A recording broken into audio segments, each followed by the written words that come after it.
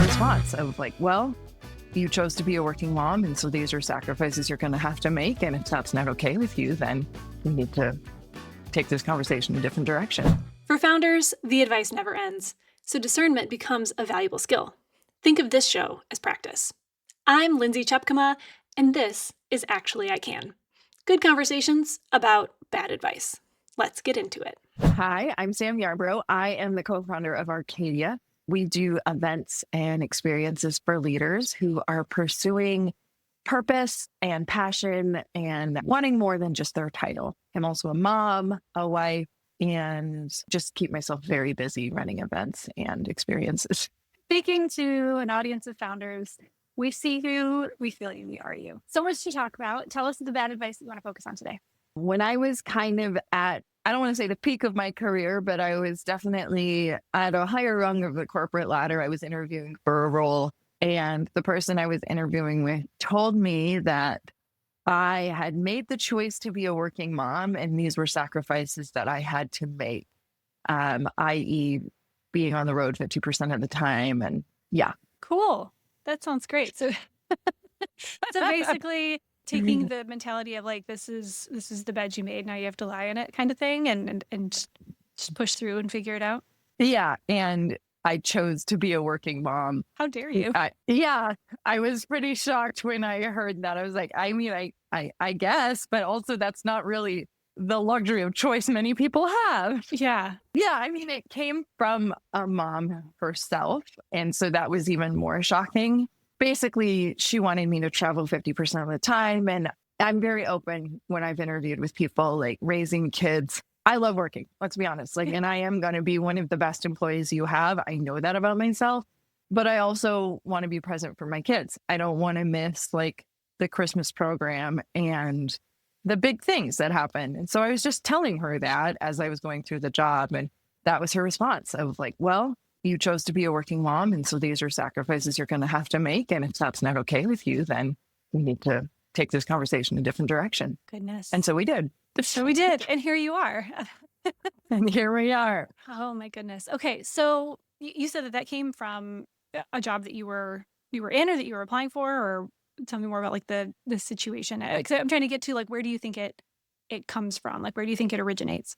That was a job that I was interviewing for. Mm-hmm. And so, yeah, I don't know. It can be scary to have your values in order and walk into a room and say, like, I am a very capable female who loves to work and has a lot to offer. But these are like the boundaries that I'm setting around the life I want to live. And so I've been articulate about that. And that has, I mean, those things suck to hear, but it's been helpful in like understanding which opportunities are the right ones for me and which ones are not. Yeah. So, okay, so I'm going to dig into that a little bit, because I've received similar things over many years. I think most of us who are parents at all, especially moms, have had similar, conversations. Do you immediately know, hey, this is not the place for me? Or do you like, is there a moment where you think like, maybe I can work this out? Maybe there's something wrong with me. Like, where do you go? And maybe how has that changed over the years? Because I don't know about you, but for me, the emotions and the thoughts that go through my mind when I am faced with that kind of, like when I'm put in that kind of position, it is whiplash inside my own head and heart as far as like, how am I supposed to feel about this? How should I respond? Because you're right. I mean, like being a parent is amazing and wonderful, but also like I work a lot and I love my job and I love what I do. It's a whole thing. So what do you go through? Walk me through your experience when you've been faced with something like that. Like, what's your response? That's a great question. And I think the whiplash is very real. I think it's gotten less for me as I've gone, on in my career. The first time that happened, it was like post-COVID, but not really. Like COVID was definitely still a thing. And this job wanted me to travel like more than 50% of the time. And, the guy at the time was like, this is a professional job paying you a lot of money. And this is the requirement for the job, to be in person. And part of me was like, well, actually, like, I just did this job 3 years remotely and like was very successful at doing it. I have all the metrics to show that. And that one was a little bit easier because the money wasn't like astronomically different than what I was making at the time. But I do think that there's something to be said for the identity that goes along with all of that, especially as a new parent. You're still getting used to like what that means. And like, I actually talk about this a lot. And I think it's a really important thing that it's okay and actually very healthy as growing adults that our identities change a little bit. What we wanted as a 20-year-old in our career may be different as a 30-year-old. And I think a lot of times we don't like take our head out of the sand and look around and be like, oh, I actually don't want to be a C-suite of $100 million company anymore. Like, and that's okay, you know? So for sure the whiplash. And I think that it's taken me a lot of grappling with that identity piece of like, but I made it. This is what I've been working for. Yes. And that's a really hard thing to be like, yeah, but maybe you don't want that anymore. So I can relate to that so deeply on so many levels, because it does change. And I think that that's a really tough, but sometimes beautiful, like place to be, to look and be like, I don't want that anymore. yeah. But then you're like, but what do I want? What now? What does this even mean? What does this mean about me? What does this mean about my career? What does this mean about my future? What does this mean about my income? What does this mean about life as I All knew the it things. and thought it was going to be? And you had these experiences. You ultimately walked away from those opportunities. I want to get into what it means for you now as a founder, but let's talk a little bit more about that space in between, about that kind of grappling process about this is what it means to be a working parent, especially being a working mom. Is that you or not? Like, you were faced with that. You were trying to be put in a position where you were making that choice. I think that you chose option C, but like, how have you navigated that? Well, I mean, and again, I think that it's different for every single person. Like the choices that I made are different than the choices that you're going to make and vice versa. And so that's why some people would say like, you know, I know people that are dear friends that like literally hide the fact that they're a parent in interview processes. For me, I took the opposite approach. I'm like, let's just get this out of the way to begin with. Like, especially having kids in the COVID era was like such a weird situation. Like, my kids were home with me all the time, and that sucks. I'm here to tell you, I don't want my kids home with me when I'm working. That's for sure. But I also don't want to be completely absent from their lives. And I think that there's a happy medium between those two. And so just being upfront with that. And I'm not saying like, I'm going to cut off at 3 every day and I'm going to be, you know, that's not the case. But just being upfront with that gives me a good understanding of the culture that I'm walking into and the manager that I'd be working for. Like, kids get sick all the time. Yeah, that's just going to be the reality of the life that I live as a working parent. Right. And if they're immediately like, that's not going to work for us, then I know that's not the right. I'm going to need your kid to not get sick. Yeah, put them on antibiotics constantly. Could you just not have that happen? Yeah, and I think kids of top performers get sick. Kids of top performers need rides places.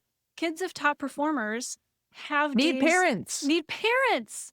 Full stop. Like, if you are a top performer, that doesn't mean that you have a child that you don't want to be in their life. And I think, and I hope that this is changing. You know, I've been in the working world for a couple of decades. I've been a parent for 15 years of that. And I've definitely seen change. But at the same time, I think that there is still this mentality of like you said, you use the words, this is a professional job. As if, you know, it's either professional. This isn't a hobby. Like, this isn't just something you can do when you feel like it. And I never understood that mentality, except that it's coming from a place from somebody who just doesn't understand. Yeah. Two things can be true. You can be an all-in parent and a ridiculously amazing professional both at the same time. 100%. And I think that leaders who truly do understand that are the ones who are not only best to work for, but are the ones who are going to have the most successful companies, because they're going to have diversity of experience, diversity of like life, you know, situations, and they're going to build businesses that don't rely on one tiny little crumb of the world to make them run. They're going to have a business that's run by humans, for humans, right? Oh, wait, humans brands win? It's almost like human brands win. That'd be a good name for stuff. I'm curious if that whole experience and all of the experiences around them led it all to you becoming a founder. Like, are they related, or how does what you're doing now and the reasoning behind what you're doing now have anything to do with some of those kind of walls you came up against? Okay, first of all, Lindsay, this is a fun podcast because I've been on a million podcasts and I feel like the same questions come up and I've never like had this bridge been exposed to me before. Were they related? At face value, no, but at surface, like underneath of the surface, yes. The last job that I was working was so hard for me to leave because I was making like that was it. That was the pinnacle. I was in the job that was perfect for me on paper. I was making so much money. I loved my team, but this was the most dysfunctional culture I had ever been a part of. Like, I don't need to get into details here, but it was like bizarre. I think we can all insert our own realities and like be like, yeah, Totally. I was in a place like that once. I also worked there. Did we work at the same place? And I didn't really notice it to the extent that it was as obvious as it was. But Jason, my husband, called me out on it and was like, "You lost your spark. You were so consumed in like the stress and black cloud of this place that like it's unhealthy." And I've talked about this before too on other shows, but like I worked in the Salesforce ecosystem. I was on the conference circuit, just like, everyone was. And so I saw friends, I don't know, once a quarter at these events. And a few people pulled me aside and said a very similar thing. And that was like, oh, okay. So I made the choice to leave that job. And the choice to like go from that job to founder was not as black and white as it looks on paper non-linear now. Yes. Yeah. But leaving that job, the identity crisis that came along with that, I did not expect. I was no longer had the C title. I didn't have income to produce. And so then I had to like do a lot of work of like reclaiming the value I had as a human outside of my title and salary. And so actually, that's kind of what we do in Arcadia. And Arcadia is not about quitting your job, but it's helping just to be people. clear. Yeah. It's all the things that you just talked about. Yeah. Like, how can we be the best version of ourselves so that we can show up as leaders that welcome our team as a whole person? Like, oh, you have kids? Great. Let me pick up the slack while you have somebody who's sick, because I know that you're going to do the same when I have that. Or like, it's really important for you to get a run in, take 20 minutes, go do it. Like, I think that being a leader who's sure of yourself and knows what's important to you to be the best version you can be allows space for your teams to do the same. And all the reasons that you just talked about, like that helps companies, it helps teams, it helps bottom lines, it helps revenue. Like if people can feel like they have autonomy to take care of themselves and, show up in ways for their family and their community that fills them up, they're going to be better at their job. Full stop. Full stop. Full stop. And I can hear all the yeah buts because I've been in the rooms of the yeah buts that are like, yeah, but what about the people who abuse that? Yeah, but what about somebody who like always says their kid is sick, or like instead of going out and getting them kind of childcare, they're just always around, and like what about the person who wants to go for a run all the time and never gets any work done? It's like, well, that actually sounds like like you're hiring the wrong management people. problem. Yeah, like a hiring problem, a management problem, a trust problem, a culture problem, a communication problem. Right. And, then it's like, well, we just need to have everybody butts and seats in office all the time, which again, I'm not saying that being in the office is a bad thing, but like when that's your reasoning, we're in this place that I think, and I hope with experiences like what you're creating at Arcadia, that we're having conversations more and more that are like, we are all human beings. First. And like undeniably, like we just are. And we are going to have people in situations, I certainly hope, that make us better humans and therefore also make us really great, irreplaceable employees, and that no bot or prompt can or should ever replace because relationships are really what run any business. So totally. Yes, that was my tangent. In short, I agree. Agreed. 100%. Yes. Okay. And so I think the whole thing is like the journey for me has been finding that and discovering that for myself and understanding that that's okay to stand up for who I want to be as a human, not just as an employee, and that we have that choice. I don't even really want to say that that's a privilege. Maybe it is. And I want to, be aware of that. But like, I don't want to live on this world and be like, well, I sourced $10 million worth of partnerships and that's my crowning jewel. The end. My life is Yeah, complete. like that's cool. That's great. But there's so much more out there for me than that. And I'm okay saying that out loud. Yes. And as you should be. And it gives me hope because I think that that mentality is winning out over the you're only as good as your KPIs, you're only as good as your achievement. I think it's more and more true that not only in life but also in business, like how you make people feel is what matters more than anything. Right. I always hate to like boil things down to like, oh, because women and like we're women in workplaces, but it's different. It's a different experience. And I'm curious if you went through this like mindset shift that I certainly have and that I know a lot of other women who have, which is we were raised to believe you can do anything. You can absolutely do anything. You can get any job, you can do all the things, and then you do all the things. And you're like, why am I Gross. doing all the things? Now I have all the things. And I'm not even talking about money in the bank account. Like, sure, maybe that's it. It's whatever all the things are for you. And then you're like, I can't even enjoy them. And Yeah. and so there's this huge mindset shift. And there certainly was for me. Like I went through my own like big, huge life overhaul.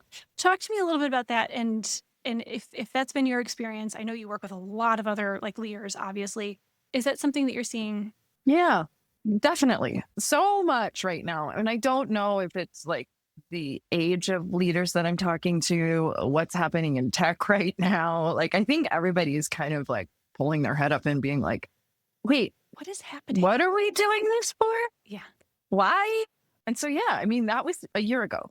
That was me. I had the job, I had the title, I had the salary, and I would leave my job. I would rush to get the kids. I'd take them to sports practice. I'd come home.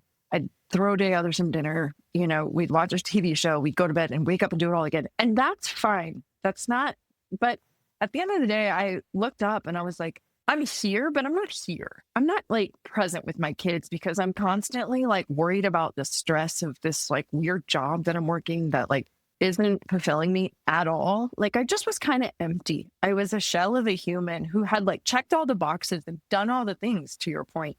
And from the outside looking in, like everyone was so proud of me. I had made it, Yeah. you know?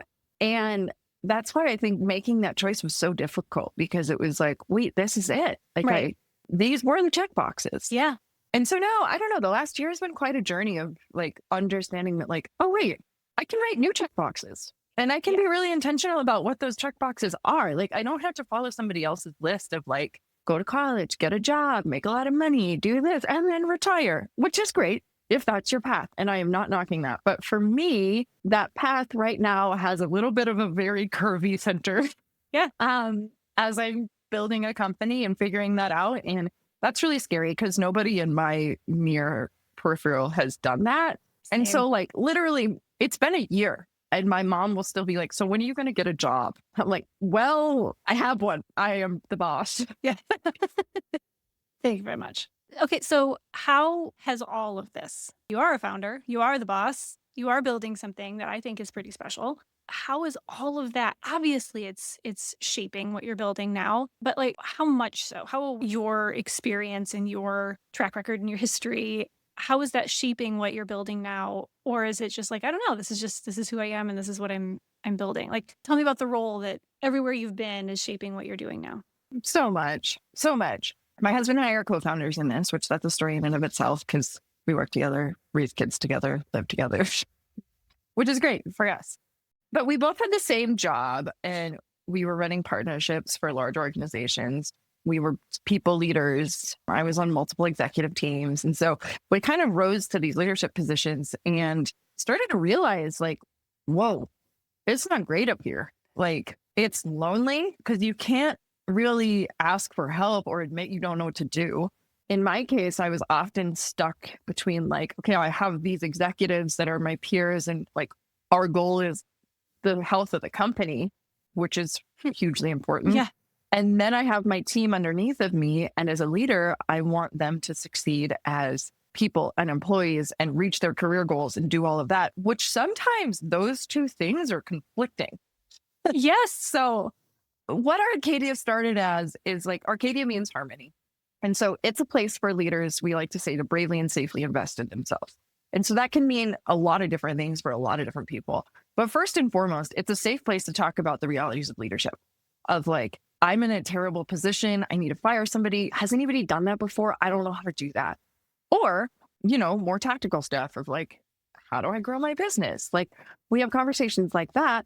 But what's been so surprising to me in this journey is that all of these really high performing leaders are coming to the table and they're not asking how to do their job better. They're asking how to create space to be a better husband or wife, or how to make time to go for a walk.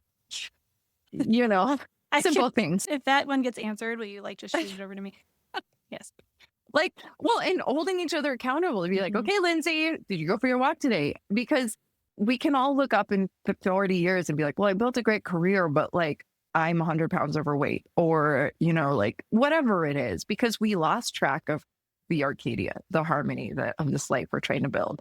And so again, we're firm believers that financially, spiritually, mentally, physically, relationally, like all of those different aspects of your life are so important. Yet as high performers, we often solely focus on career and we hope the rest will follow. And we've seen it time and time again now where you get laid off or job changes or whatever. And all of a sudden you're like, oh crap, like I've been ignoring my family because I was providing for them. Right. But I forgot to pay attention to them. Yes. Or like I can't run a mile anymore because I sit at my desk all day. So like, again, it's the whole thing of bringing your whole version, like lifting up the whole version of who you are so that you can be better at work, because those two things are not separate. Right. Yeah. There's the whole like work-life balance thing, which then it makes it seem like you're two different people and you have to like juggle both sides of yourself. But yeah, I think more and more people are realizing that it's everything. You are a whole human doing all the stuff all the time. You're loving the people that you love. You're doing the work that hopefully you love. You're hopefully taking care of yourself. Like that's all. You're all you in every one of those situations. All the time. All the time. Yeah. And sometimes two people at once, especially in the summer months. So Arcadia exists for that. And I guess tell me, now that we know a little bit more about Arcadia, tell me about how it's being fueled by, everything that we've talked about people telling you that you had to choose between two different versions of yourself, or, one path was less than the other, and, which option are you going to take? Like, how is that coming to fruition in what you're building at Arcadia? In so many ways. I mean, I just wrote a reflection on this, having been a year out from my job. And it's kind of interesting because I needed Arcadia as much as Arcadia needed me to build it. Like, again, I think no one in my periphery has ever built from the ground up. And so that feels scary, irresponsible, dumb. I hear you. I hear you. Side note, we just hosted an event for a bunch of founders and like everybody got on stage and was like, well, I'm insane. And I was like, well, I feel seen. Thank you for that. But I think it's just proving that there are different ways to live life and there are different ways to claim priorities within your world. And that's so important and not something that's talked about, especially at the leadership level. It's like you put your head down and get your job done. And I'm not disputing that should happen. But that shouldn't happen at the expense of everything else. And so I've been like actively living that myself and trying to like push the boundaries on that and see what that can look like. And Lindsay, I'm here to tell you that like I make a fraction of the money that I used to make. And a year ago, if you would have asked me how that made me feel, I would have been like, terrible. How would I like pay the bills? How would I, find value in myself? And I wouldn't have said that out loud. But my God, I'm tenfold happier. I'm like, my family sees it. My kids see it. I'm way more present. My ability to think creatively is back. Yes. I'm like nodding because I'm like, same. Yeah, same. like it's crazy. And again, I'm not telling people to quit their job, but I'm just telling them to like, there's more to life than a number you're chasing and a title you're chasing. And I got stuck in that mousetrap for 20 years and I learned so much from it and I'm grateful for it, but I'm glad to have stepped off of it for a minute. Yeah, I keep forgetting that we're doing a podcast because I want to just talk to you because same. Like I can't, I'm so excited because I will be at Arcadia and I'm so excited to talk to you there because I have had so much of the same experience. So much. Again, like high achiever your whole life, being told you could do anything. You do all the things only to get to the point where you're like, what am I doing? And so you step off, like I use the same kind of terminology. I told my husband all the time, I got to get off this hamster wheel. I've got to get off this hamster wheel. And I think probably like you, and I want to help other people too. Not necessarily get off the hamster wheel, but I want to help other people feel better and like know that. To find what a good life looks like. Yes. And then like go after it. And I think to come full circle, it starts with like setting boundaries for what that means for you. Yeah. And then like saying no to things that don't fulfill that. And like saying no can be so scary for people. It was so scary for me. But, you know, like not to be woo woo, but the universe will show up with another opportunity right after that. It really will. It will. It always does. And it probably, not only might it not look like what you think, it will not look like what you think. Absolutely not. Absolutely not. It will not be, like you talked a lot about money. It won't be the money that you were like, please, I need this. It'll be like, how about this? And you're like, okay. And it'll be like, I need this opportunity. And it's like, how about this one? But totally. It just does. And I have 2 bracelets that I usually wear. One says like trust and one says surrender, because you've just got to, again, speaking of woo-woo, you've got to get to the place where overachievers, we are wired your entire life to go get it done. Go get it done. Yeah. Well, you get here and you've got to be like, I'm going to keep getting stuff done, but I'm going to also step back and let some things happen. And well, I'm laughing because when I made that choice to leave my job, like, oh my God, everything you're saying, like, I am a planner. I got to see a path to the end. And that was like, okay, jump off a cliff, and like terrifying. And still, there are days that I wake up and I'm like, interesting choice. I feel you. Yep, your feet hit the ground and you're like, this is still happening, huh? I would make that choice 10 times over, knowing what I know now. But it's terrifying as a high achiever to be like, oh God. Yeah, because you said also, something you said earlier was it's not just about what are you doing, it's about who you are and how you have defined yourself for a long time. And it's not to be dramatic, but I think it's fair to say it is redefining who you are. That's not dramatic at all. It's like the most truth. And it was something that I completely underestimated. And it's ongoing. Like I'm like 2 years, depending on when you started the clock, I'm a couple years into it too. And it's, you get pulled off the course on a regular basis. You got to pull yourself back and be like, wait, who am I? Yeah. What's happened? So I feel you. I do. Yeah. Okay. So we could just keep chatting, but let's not do that. Let's, for anybody who's listening, who is like, oh gosh, that feels relatable. What advice would you have to kind of counteract some of the head trash or bad advice that you got that actually like led you down this path? Like, how could somebody else get there without having to go through some of the crazy? I think first and foremost, it's like taking a minute to unplug. And I mean unplug, like put your phone down, go sit in a field. At least that's what works for me. Like find a quiet place where you can like hear your own thoughts again, because I think that's another thing in today's world. Like we're constantly plugged in, we're constantly looking at highlight reels. And so we just have this vision in our head of like, this is what life should look like. And I'm going to chase that until I get it. So I think put your phone down and write down what's important to you. And like really what that means. That could mean anything for you. It could mean like, I want to be a great parent. I want to be a great partner. I want to be a good neighbor. I want to be healthy, like whatever those are. I'm going to go on a little tangent right now. Our friend, Morgan Ingram, he came and spoke at Arcadia last year, and he walked us through, he calls it the healing circle, but those 5 things I went through, it's spirituality, financial, mental, physical, I guess there's 6, career and relational. And so on a scale of 1 to 10, you rate yourself where you are on each of those categories. And I think that can be a really helpful exercise for people because like, you know, sometimes you're a 10 financially and from a career perspective, and you're a 1 on your family scale or whatever it is.